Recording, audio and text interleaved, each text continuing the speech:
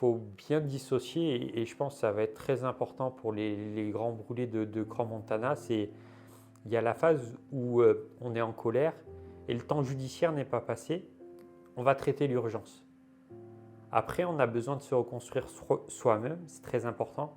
C'est difficile, ça demande beaucoup d'énergie, il faut être bien entouré. Quand on est brûlé au visage, forcément c'est la première partie qu'on voit.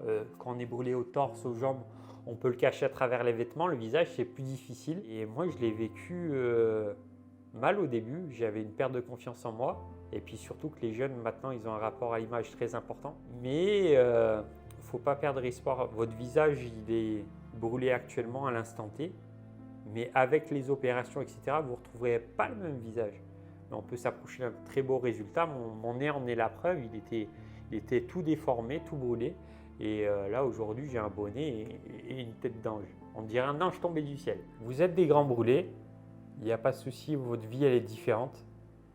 Rien ne sera plus comme avant, mais ne vous empêchez pas de rêver grand.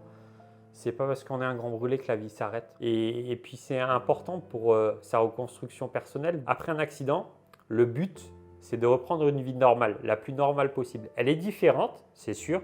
Il y a des séquelles, on s'adapte, mais on peut avoir une belle vie quand même. La vie, elle vaut la peine d'être vécue. Et après, pour les collègues de Crans-Montana, je pense qu'on ne peut pas avoir de mots sur une intervention aussi difficile. On ne peut pas.